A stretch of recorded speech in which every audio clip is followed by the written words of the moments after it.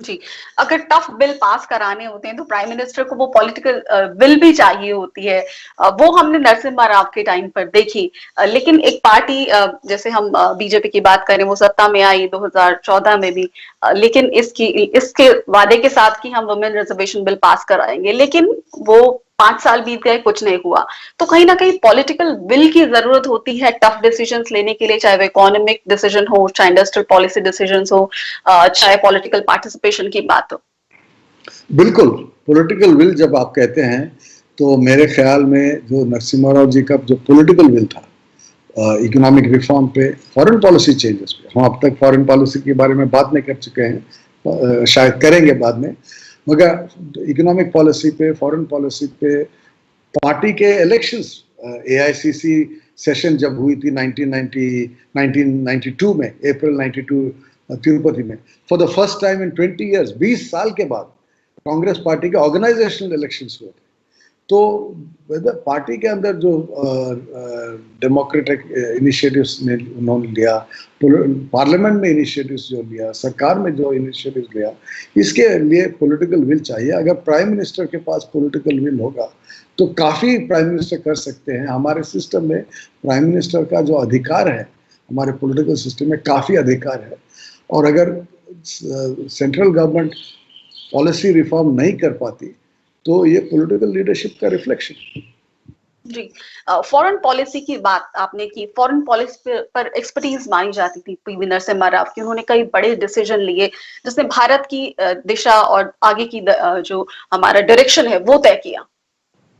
हाँ बिल्कुल, मैं पहले कह रहा था कि ये जो पोस्ट नेहरूवियन और पोस्ट नेहरूवियन आर्थिक व्यवस्था जो हम कहते हैं, तो नेहरूवियन आर्थिक व्यवस्था के आर्किटेक्ट्स थे पंडित जी और इंदिरा जी, मगर पोस्ट नेहरूवियन इकोनॉमिक आर्किटेक्चर के आर्किटेक्ट थे नरसिम्हा राव।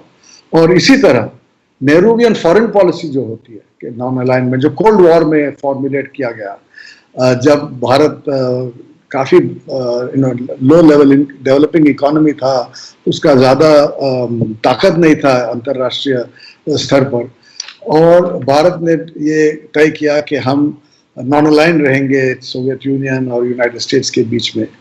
62 वॉर में हम, चाइना जब हमारे देश के अंदर आई थी, हम सरहद पे टिक न पाए।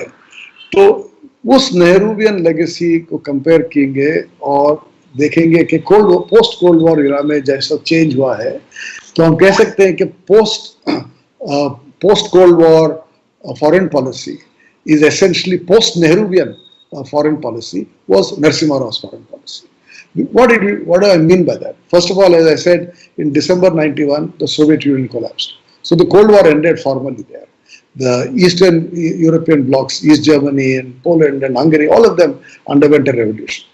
तो पोस्ट कोल्ड वॉर कॉन्टेक्स्ट में Narasimha Rao redirected Indian policy कि हम अब यूनाइटेड स्टेट्स के साथ एक नई लेवल पे will build a new relationship.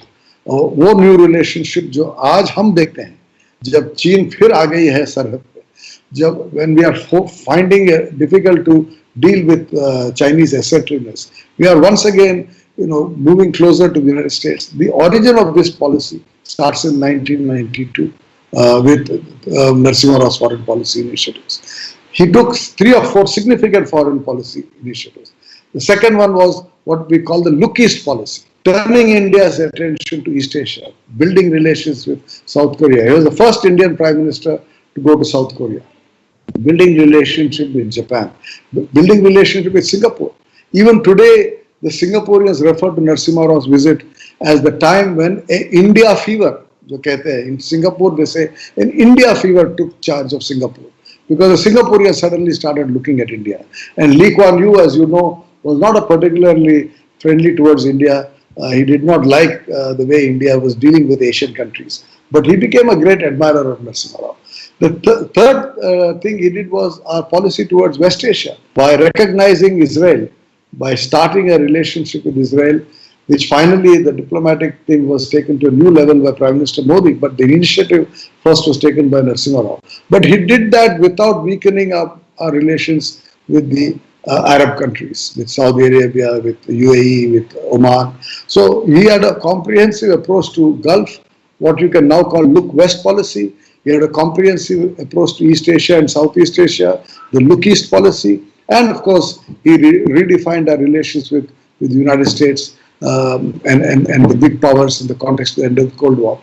And these policy changes have continued, have been sustained right through. We have had again, 5-6 prime ministers since then, but there has been no fundamental change in the direction of Indian foreign policy.